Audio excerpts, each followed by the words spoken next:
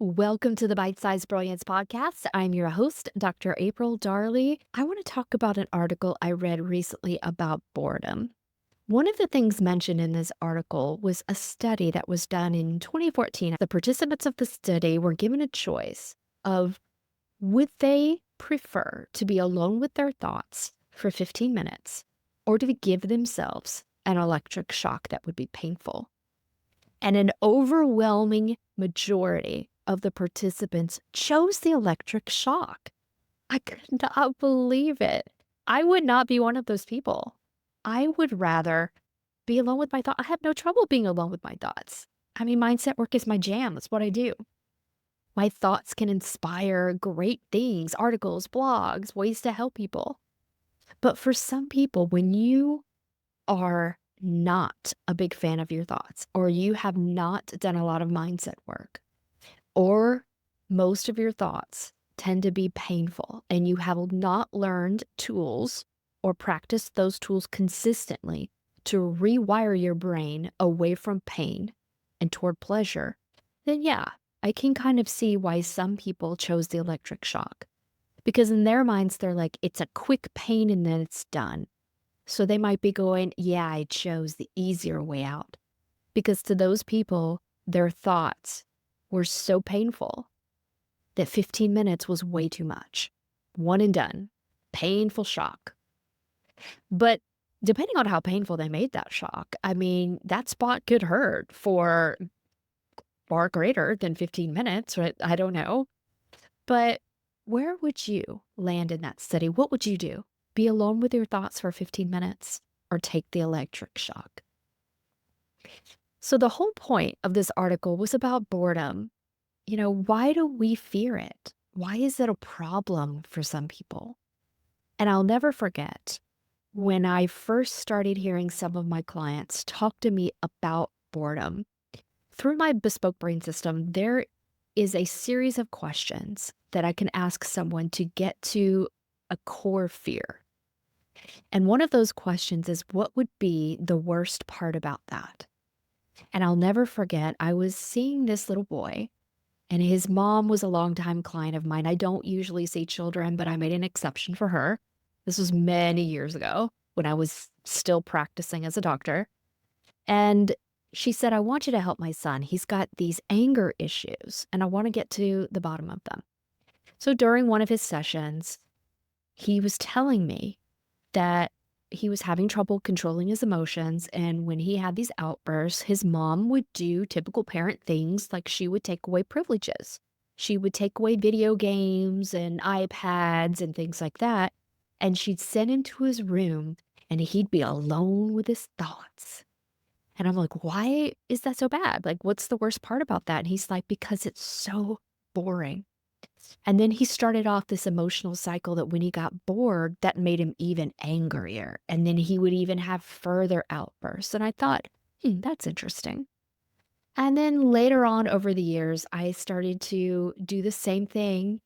What's the worst thing that could happen? Or what's the worst part about that for you? And I'd have a few adult clients go, I'd be bored.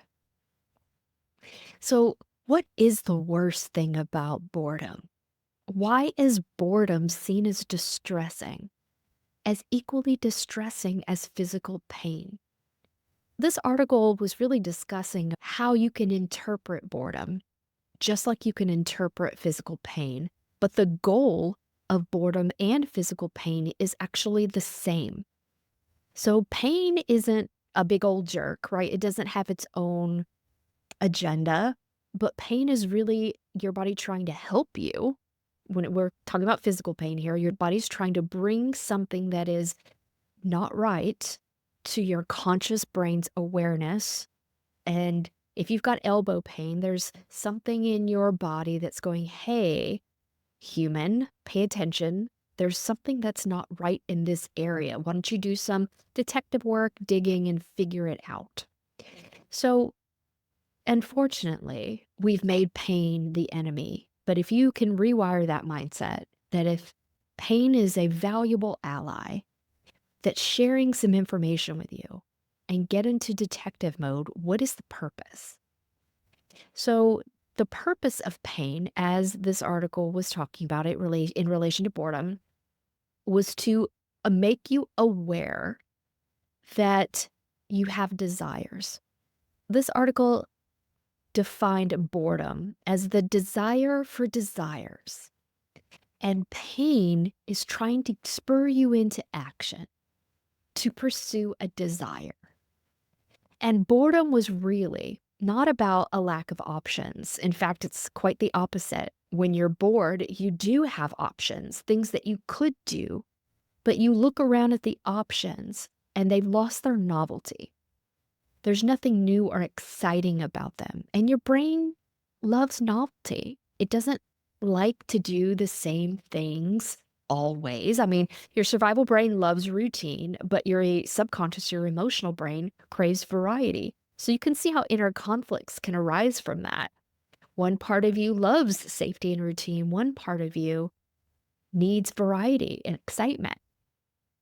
So there's this battle going on, this tug of war for dominance. Do you do something exciting or do you do what's safe? And at any given time, one brain might win out over the other on that. But boredom is that I have options, but there's nothing exciting about them.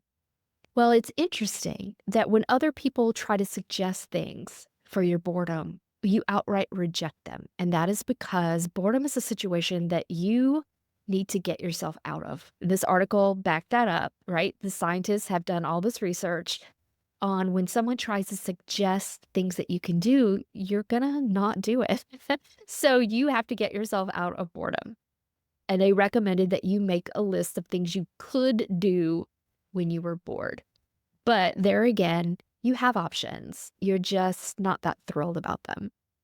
But one thing they suggested you absolutely do not do is to mindlessly scroll on social media or doom scroll, because they said that will actually make your boredom worse. And I believe it. Because if you're craving variety, yes, you're seeing all these different articles and you may be getting a dopamine hit from that, but there's nothing concrete to lock onto. And your brain needs this development. It needs to see progress of you doing something. So a doom scroll is not going to be productive enough to alleviate boredom. It's just going to add more pain in because you're not locking in on a desire. You're not locking in on a goal or a pursuit. It's just more overwhelm and more noise. When you think about boredom, it's the desire for something bigger. And the scientists were quick to point out that boredom isn't a sign of creativity, or creativity doesn't fix the boredom. It can, but they didn't find a strong correlation that if you go do something creative, that is the thing that fixes your boredom. But boredom was temporary. It will pass. And if you consider it as the desire for desires, then it's a really good opportunity for you to connect with yourself and go, what do I desire? And to start dreaming about things. Because I don't know about you, but some of my most creative ideas happen when I'm in the shower or getting out of the shower or when I'm taking a walk. I do not take my phone on walks with me on purpose because there's such value in letting your mind wander and letting it get into this what if stage, because your subconscious is where your creativity lives.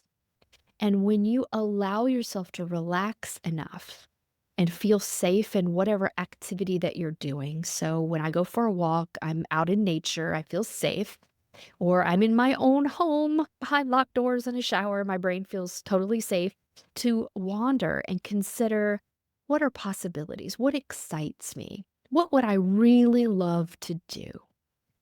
And once you start that train of desire and excitement, then you typically will assign yourself something to do.